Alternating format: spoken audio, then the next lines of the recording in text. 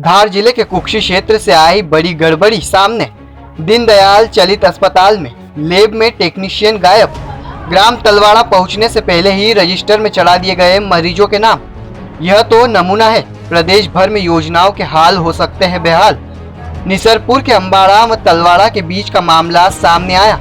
गोपनीय सूत्रों से प्राप्त वीडियो व फोटो देखें, जिसमें प्रभारी बीएमओ डॉक्टर नरेंद्र पवैया निरीक्षण करते हुए गरीबों के नाम पर इस तरह कहां और किसके नाक के नीचे चल रहा है यह कागज पर कमाई का धंधा।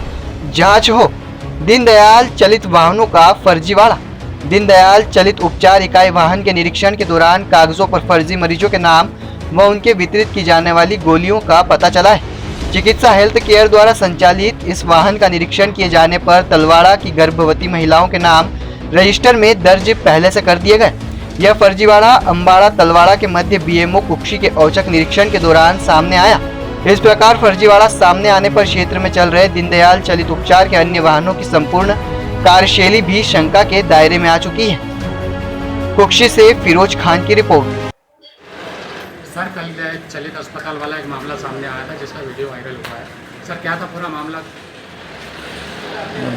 मामला ये था कि मैं टीकाकरण की विजिट पर गया था। क्षेत्र से लौटते समय दीनदयाल चलित उपचार इकाई रास्ते में दिखी थी, तो रुक करके उनके कामकाज की मैंने थोड़ी जानकारी ली और 3 बजे का वक्त था।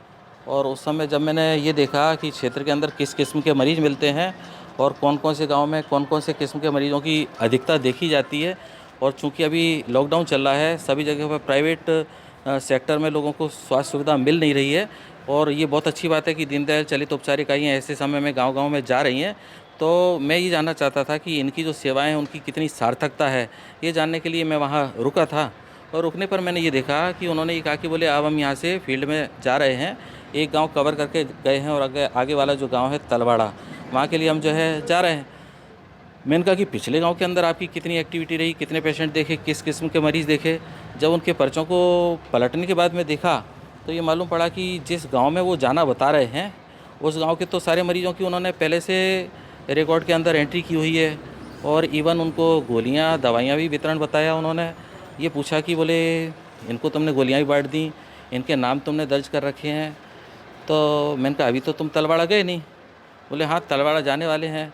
जब नाम के बारे में पूछा कि ये नाम कैसे, बोले ये नाम हमने लिख लिए हैं। इसी तरह से उसी शीट के अंदर करीब 15-16 गर्भवती महिलाएँ और प्रसूता महिलाओं की जो है सूची उसमें इंद्राज थी। हमारा ये देखना है कि पूरे ज़िले में भी हम जाते हैं, कहीं पर भी जिस सत्र में अगर हम हितग्राहियों को बुलाते हैं तो एक सत्र के अंदर कहीं ऐसा नहीं होता कि इतनी बड़ी संख्या के अंदर एक शॉर्ट नोटिस के ऊपर इतने सारे प्रसूताएं या गर्भवती महिलाएं आ जाएं। बार बार बुलाने के बाद में 4 या 5 जो हितग्राही आ पाते हैं, तो ये बहुत अच्छी बात है कि मैं ये मानता हूँ कि वो सफलता है उनकी कि एक सत्र में जो उनके पास में 15-16 महिलाएँ आ गईं। जब उन 15-16 महिलाओं की जानकारी मैंने एएनएम बेंच से पूछी तो उन्होंने कहा कि बोले ये महिलाएं तो आई नहीं, आंगनवाड़ी कार्यकर्ताओं से उनके नाम लिख करके उसमें उन्होंने लिखे हैं। और फिर इस तरह से अगर वो जो है कार्यकर्ता फिजिकली आए नहीं और उनको उन्होंने गोलियां बांटना भी बता दिया, जबकि वो लोग उनके पास में आए नहीं, तो एक तो दवाइयों का खर्चा उन्होंने डाल दिया, सेवा उनको कुछ दी नहीं, और इस तरह से ये उसके अंदर गलत जो है एंट्री की गई है। इस तरह की गलत एंट्री किए जाने से शासन ने जिस उद्देश्य के लिए दीनदयाल चलित उपचार इकाइयों को लगाया है और जिसके लिए कि लाखों करोड़ों रुपए का भुगतान किया जा रहा है, तो दुर्भाग्य की बात है कि इतने भुगतान के बाद भी उनकी कोई सार्थकता सिद्ध हो नहीं रही है। ये जो है कल की घटना के बारे में मेरा ओपिनियन है। सर, उन लोगों के ऊपर कोई कार्रवाई हुई? अब कार्रवाई के लिए तो देखें, निश्चित तौर से कार्रवाई तो होना चाहिए।